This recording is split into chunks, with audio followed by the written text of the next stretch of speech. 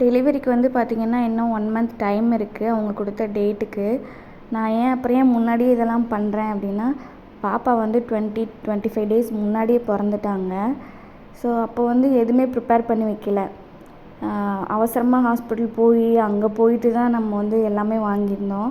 So இந்த வாட்டி வந்து எல்லாமே வந்து நான் ஆசையாக முன்னாடி ரெடி பண்ணி வச்சு, அந்த ஹாஸ்பிட்டல் பேக்லாம் பேக் பண்ணுறாங்களா அந்த மாதிரி எல்லாமே பேக் பண்ணி போகணுன்னு எனக்கு ஒரு ஆசை. இது வந்து பாப்பாவுக்கு வாங்கின பெட்டு தான். 2 பெட்டு வந்து வாங்கியிருந்தோம். ஒன்று ப்ளெயினாக, ஒன்று நெட்டு வச்சு. இது வந்து எனக்கு தூக்கி போட மனசு இல்லை. அதனால் நான் வந்து பாப்பாவுக்கு யூஸ் பண்ணதுக்கப்புறம் பத்திரமா வச்சுருந்தேன்.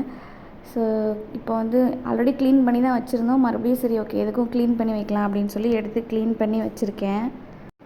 அப்புறம் என்னோடய வீட்டுக்காரோட ட்ரெஸ் கொஞ்சம் இருந்தது, அதையும் துவைச்சி வச்சுட்டு போயிடலாம் அப்படின்னு சொல்லிட்டு எடுத்து துவைச்சிட்டேன். ரேஷன் கடையில் வாங்கின சாரீ அண்ட் வேஷ்டி வந்து எடுத்து அதையும் அலசி வச்சுருக்கேன். ஏன்னா ஹாஸ்பிட்டலில் வந்து நம்ம டெலிவரி ஆனால் நம்மளை க்ளீன் பண்ணுறதுக்கு கேட்பாங்க. இது பண்ணிகிட்ருக்கும் போதே எனக்கு வந்து மனசு கஷ்டப்படுத்துகிற மாதிரி ஒரு விஷயம் நடந்துச்சு. அதை நெக்ஸ்ட் வீடியோவில் சொல்கிறேன்.